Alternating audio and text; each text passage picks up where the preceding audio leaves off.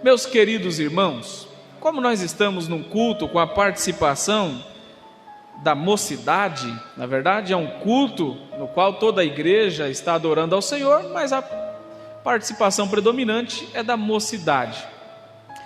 Então, pensando neste culto, o Senhor pôs essa palavra no meu coração e eu tenho certeza que ela será de suma importância, não apenas para a mocidade, mas para todos nós.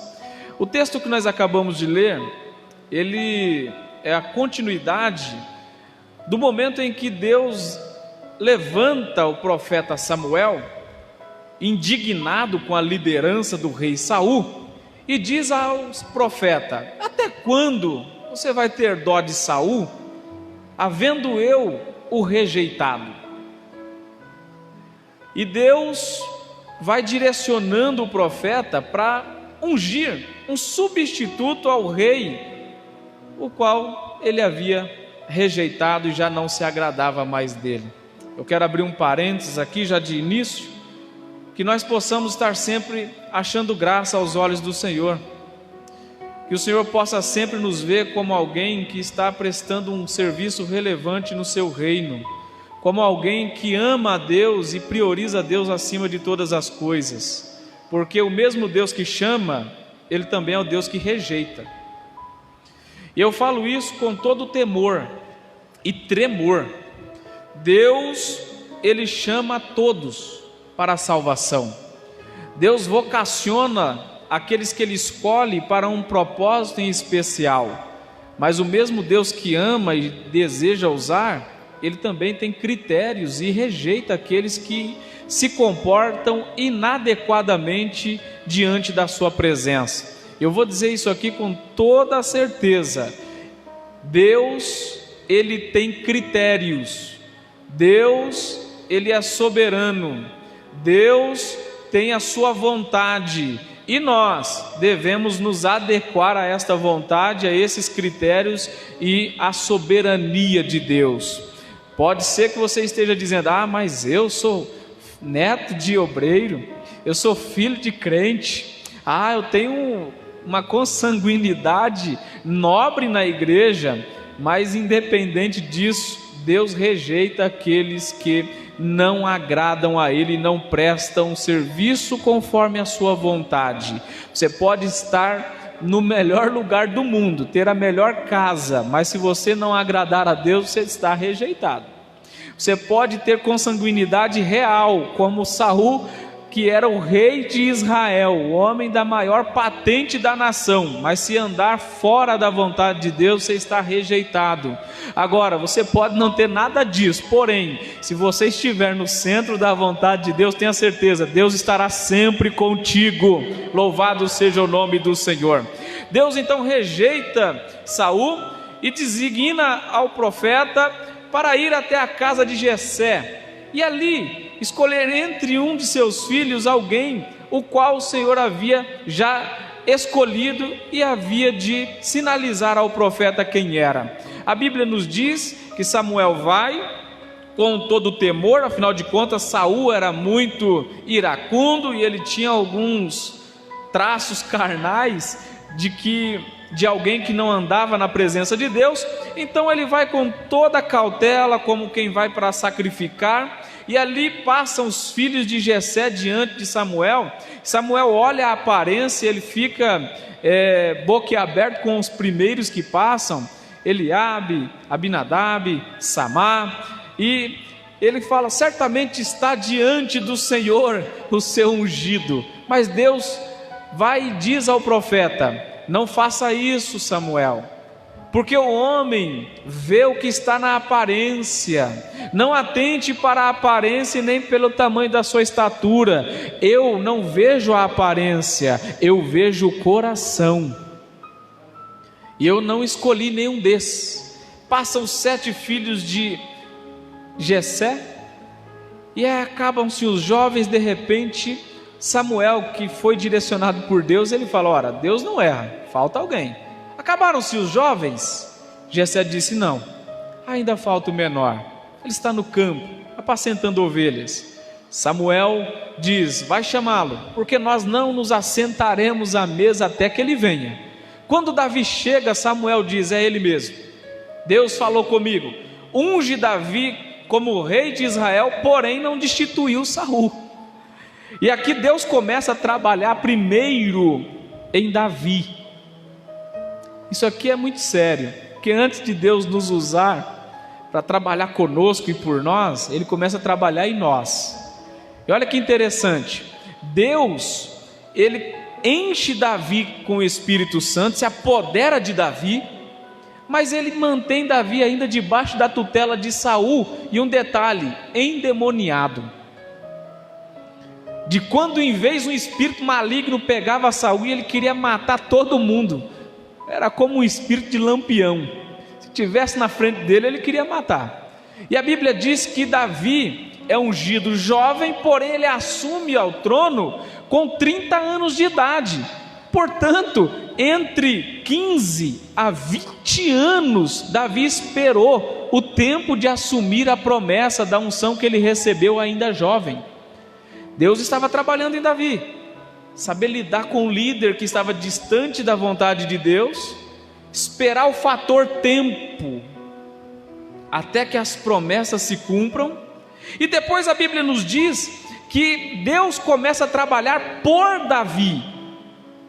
E como é que Deus começa a trabalhar por Davi? Saul fica endemoniado, e ele fica com o espírito maligno enviado da parte de Deus sobre a sua vida. E a Bíblia nos diz que alguém parolou no palácio dizendo: olha, chama alguém que saiba tocar bem, porque todas as vezes que isso acontecer, nós chamamos essa pessoa, ele vai tocar, e esse espírito maligno vai se retirar da vida de Saul. E olha como é que Deus estava trabalhando por Davi. Alguém havia visto Davi, e ele se apresenta diante do rei e diz: olha, eu conheço um jovem,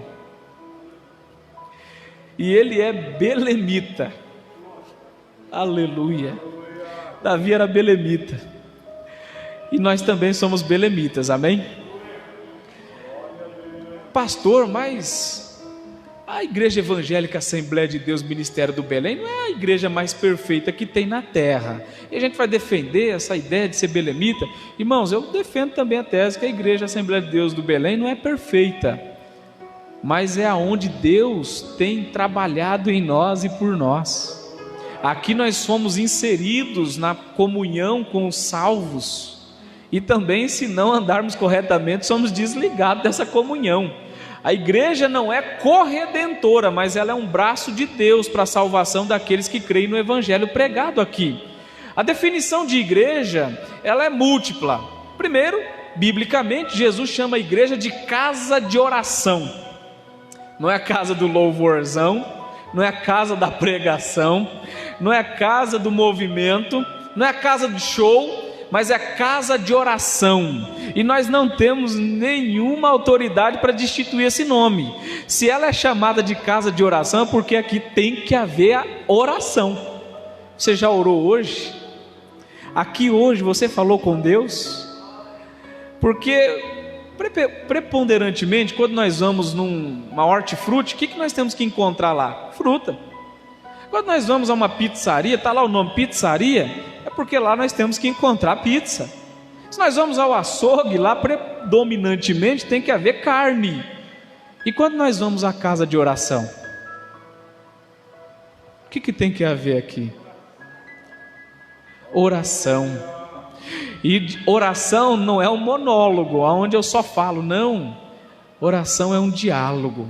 Eu falo com Deus e Deus fala comigo. Biblicamente ela é casa de oração. Teologicamente ela é chamada de noiva de Cristo.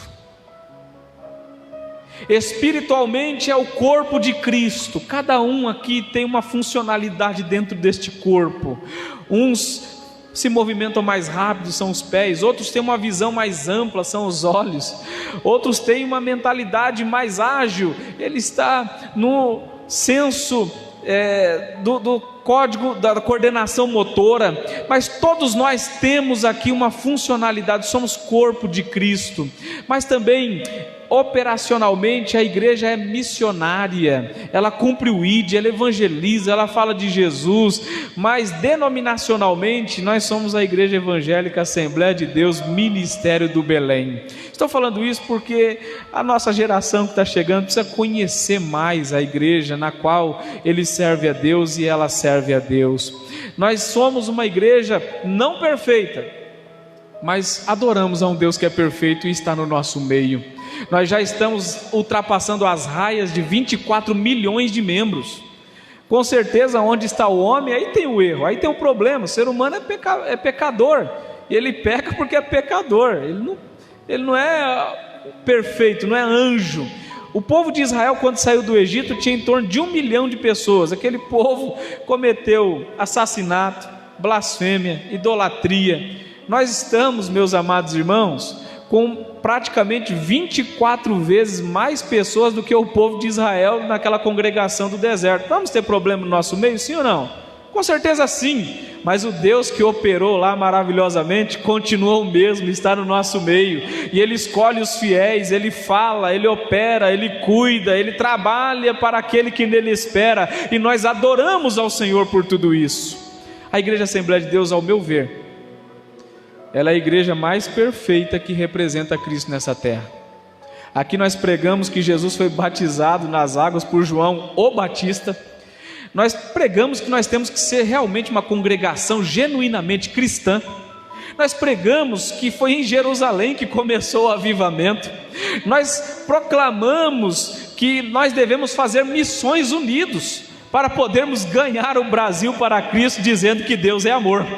A Igreja Assembleia de Deus é uma igreja que depende de Deus, vive com Deus e faz a obra de Deus de uma forma que muitas vezes, aonde o sistema estatal não chegou, aonde não tem um açougue, aonde não tem uma escola, especialmente no tempo de pandemia, que abriu o bar, mas fechou a escola, a Igreja Evangélica Assembleia de Deus tem escola dominical, tem culto de doutrina, faz a diferença na sociedade onde ela está inserida, e Deus está no meio desse povo. Ela é a Assembleia genuinamente de Deus. Você pode adorar a Deus por isso? Com 100 anos de história, nós temos uma identidade. Deu tempo suficiente para construirmos uma identidade. Eu temo que os Adonibezeques dos dias atuais, que é aquele rei que arrancava o polegar das mãos e dos pés dos seus inimigos quando ele derrotava-nos, ele possa tirar as nossas digitais, a nossa identidade. E para que isso não aconteça, nós lemos um texto que fala aqui de algumas virtudes de um jovem belemita. Em primeiro lugar, Davi sabia tocar. Ele era um adorador. E para quem não sabe, no capítulo 17, versículo 28 do primeiro livro de Samuel, Davi estava num deserto, apacentando poucas ovelhas, e a Bíblia diz que elas eram malhadas. Ovelha no deserto, irmão, só tem orelha e osso. Malhada, a lã dela não servia para confecção de tecido naquele tempo. Mas mesmo num trabalho duro, difícil, e no deserto, Davi cantava hinos de adoração a Deus. Ele sabia adorar o Senhor. Dos 150 salmos, ele compôs aproximadamente 73 deles. E não foram letras dessa de chiclete que cola de vez em quando e desaparece como caneta azul, azul caneta. Não, ele compôs louvores que passam 3.000 anos e não desbotaram. Eles movem ainda com a nossa alma, com o nosso coração. E a sintonia era tão perfeita que, para você ter uma noção, no Salmo 46, ele começa adorando a Deus, dizendo que ele é nosso refúgio e fortaleza. A sintonia era tão tremenda nos louvores que você não sabia que era Deus ou era Davi falando no hino, porque no verso 10 diz: aquietai-vos e sabei que eu sou Deus, serei exaltado sobre a terra e serei exaltado entre as nações. Era uma sintonia perfeita, não era como o celular fora de área, quando você liga está tuc, tuc, tuc, tuc, Ou aí de repente vem uma notícia: olha, o celular para o qual você ligou está temporariamente fora de área, ou está sem sinal. Não, Davi estava ligado no trono, ele adorava a Deus com louvores que realmente desnudava a sua alma diante do Deus vivo e todo-poderoso. Note você o Salmo 51, note você o Salmo 32, Davi está confessando seus pecados em adoração a Deus, ele está realmente adorando a Deus em espírito e em verdade, no deserto, mas era um verdadeiro adorador. A adoração dele era ultra circunstancial, ele não dependia de estar num palácio, ele não dependia de estar com todas as promessas cumpridas para adorar a Deus, ele não dependia de ter uma conta farta no banco. Não, no deserto, no sol castigante, com ovelhas magras, malhadas, mas o coração ligado no trono de Deus, ele adorava ao Senhor.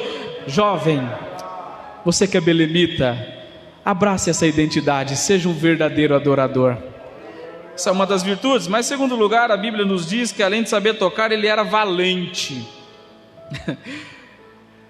O covarde pula do barco na hora da dificuldade. Pode ver que tem alguns jovens que no tempo de pandemia sumiu da presença de Deus. São covardes, são medrosos. E não só jovens, tem pessoas que já têm uma certa idade e tempo de igreja, que estão desaparecidos, não porque estão na condição de risco, mas porque estão vivendo no mundo de pecado. Mas Davi era valente. A valentia de Davi fez com que ele vencesse um leão e um urso quando eles vinham para arrebatar uma ovelha ali do seu aprisco. A valentia de Davi fez com que ele enfrentasse um gigante quando todo Israel estava com medo. A valentia de Davi fazia com que ele discipulasse valente. No capítulo 22 de 1 Samuel diz que ele foi para a cova de Adulão, caverna de Adulão, e lá tinha 400 homens endividados, com o espírito desgostoso em aperto. Davi lidera esses 400 homens, e quando nós vamos para 2 Samuel 23, esses homens que eram covardes, medrosos, endividados, depressivos, se tornaram os valentes de Davi. A valentia de Davi estimulava os outros a serem valentes, e no final de sua vida, ele lutou contra outros 4 irmãos de Golias e venceu para a glória do nome do Senhor. Ele foi valente. Seja valente, enfrente esse mundo, defendendo a identidade do Evangelho de Cristo na sua vida. Mas além de valente, Davi também era animoso, ou seja, ele era otimista. Ele olhava para a circunstância e ele via algo bom nela, mesmo que estivesse num caos. Como ele viu aqueles 400 homens foragidos, cheios de dívidas, ele forjou ali valentes. Ele era otimista. Quando todo mundo tremia as canelas com medo de Golias, ele olhou e falou: opa, dá para derrubar. Todo mundo dizia: ele é grande demais, não cai. Davi dizia: ele é grande demais, não dá para errar. A visão do otimista é essa. O pessimista diz: rapadura é doce, mas não é mole não. Mas o otimista diz: rapadura não é mole, mas é doce. Olhe para a vida com o olhar de Cristo. Ele diz que nele somos mais que vencedores. Ele diz que no mundo nós vamos ter aflição, não é um escapismo, não é fugir da realidade não, mas temos que ter bom ânimo, porque ele venceu o mundo e nele somos mais que vencedores. Bendito é o nome do Senhor. Davi era animoso, mas também ele era homem de guerra.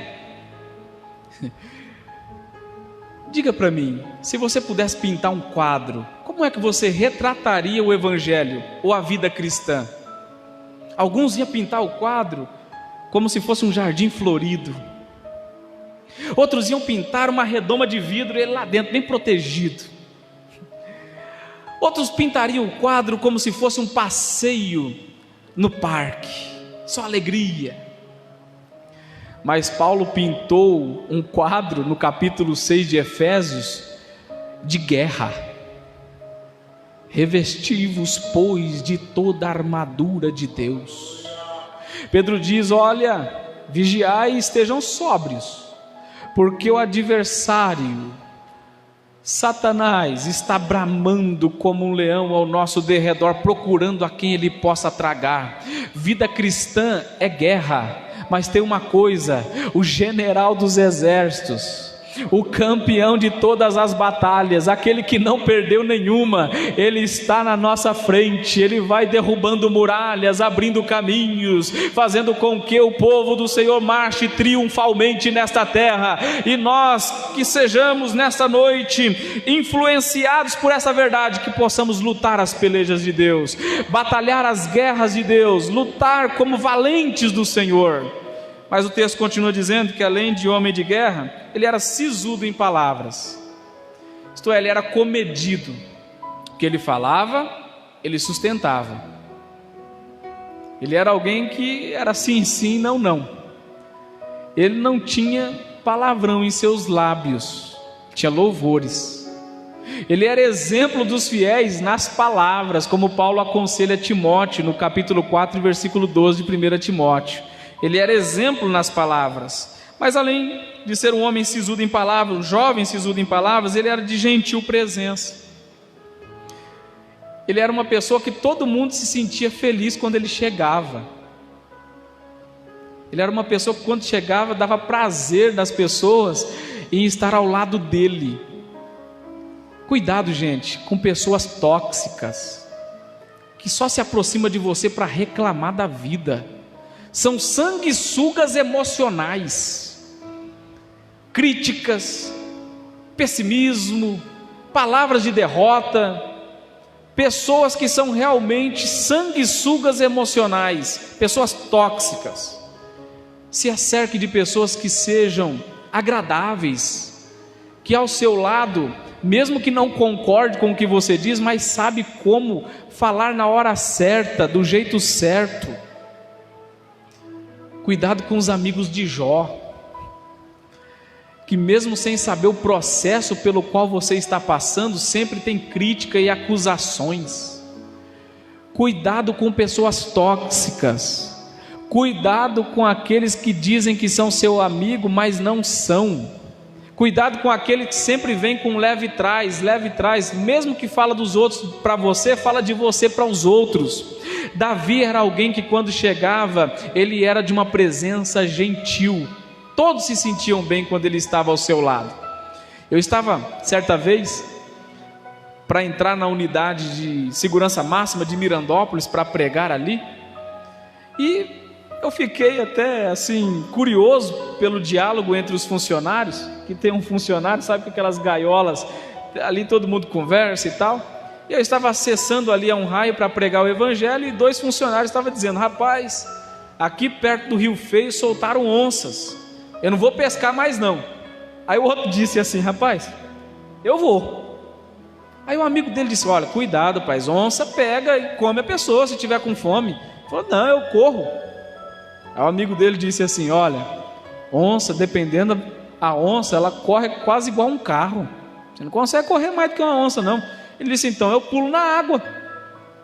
Aí o companheiro dele disse: rapaz, tem onça que nada, rapaz, ela pega jacaré no rio e atravessa o rio com o jacaré no dente. Ele falou: então subo numa árvore. Tem onça que come caça na árvore, rapaz. Aí ele olhou bem para o amigo dele e disse assim: rapaz, você é meu amigo ou é amigo da onça? Porque se eu correr, ela me pega. Se eu subir na árvore, ela me pega. Se eu for atravessar o rio, ela entra no rio e me pega também. Cuidado com o amigo da onça. Se cerque de pessoas que sejam de gentil presença, que fale a palavra de Deus, que te exorte, mas com graça de Deus, para te encorajar para enfrentar os seus erros e ser um crente melhor, esperando a volta de Jesus. Você pode glorificar a Deus por isso? Isso é uma virtude de um belemita. Mas também, em último lugar, aqui em 7º lugar, diz: o Senhor é com ele. De todas as virtudes de um jovem belemita, a mais singular é a presença de Deus na nossa vida. Quando o povo pecou e Deus falou: Moisés, eu não vou mais no meio desse povo, eu vou enviar um anjo para ir adiante de vós. Moisés ora e diz: Senhor, se a tua presença não for conosco, não nos faça subir daqui. Após Davi pecar, O medo dele, após ele ver que Deus pesou a mão sobre a sua vida, não era perder o trono, não era perder ouro, não era perder a saúde nem prata. Ele se aproxima do altar de Deus e diz: Senhor, não retires de mim o teu Espírito Santo, torna-me dar a alegria da salvação. Perca a amizade, perca a influência, mas não perca a presença de Deus. Ela faz toda a diferença na nossa vida. Jovens belemita, igreja belemita que serve ao Senhor, mantenha ardentemente a presença de Deus no teu altar espiritual. Que nunca falte a presença de Deus na tua vida, que nunca falte a presença de Deus na tua casa, que nunca falte a presença de Deus nos nossos altares, que nunca falte a presença de Deus nas nossas palavras, que nunca falte a presença de Deus nos nossos corações. A presença de Deus faz toda a diferença. Você pode louvar a Deus por isso? Mas alguém pode me dizer: pastor, mas Davi pecou, ele não é um modelo de um belemita genuíno. Mas eu vou te apresentar então um belemita genuíno. Miqueias capítulo 5, verso 2, diz que em Belém nasceria o Salvador do mundo. Em Mateus capítulo 2 e versículo 2 diz: e ele nasceu em Belém. Jesus foi belemita. Ele é o modelo de todo jovem, de todo crente que quer ser um belemita que agrada e exalta o nome do Senhor. Diz o escritor aos Hebreus, no capítulo 12, versículo 2: olhando para Jesus, autor e consumador da nossa fé. Você quer ser um belemita que adora a Deus, que glorifica o nome do Senhor? Olhe para Jesus. No capítulo de número 2, versículo 21 de 1 Pedro, a palavra de Deus nos diz que nós devemos seguir as pisadas de Jesus. No capítulo de número 2, versículo de número 6 de 1 João, a palavra de Deus nos diz que aquele que diz que está nele deve andar como ele andou. No capítulo 13, versículo 15 do Evangelho conforme escreveu João, Jesus diz: eis que eu vos dei o exemplo, assim como eu fiz, façais vós também. Você quer ser um belemita que adora a Deus, que agrada a Deus, que glorifica a Deus? Imite a Jesus. Ele foi o belemita 100% perfeito, sem erro, sem pecado, e ele é o nosso paradigma maior. O nosso maior modelo a ser seguido não está nos youtubers da vida. O nosso maior modelo a ser seguido não está no Palácio do Planalto. O maior modelo a ser seguido não está nas câmaras federativas nem municipais. O nosso maior modelo a ser seguido não está nos cargos de maiores influências na sociedade. O maior modelo a ser seguido como modo vivente da igreja é o Senhor Jesus Cristo, Redentor da nossa alma, Salvador das nossas vidas, aquele que merece todo louvor, toda glória e toda exaltação. Siga o exemplo de Jesus, o belemita modelo. Em nome de Jesus, obrigado.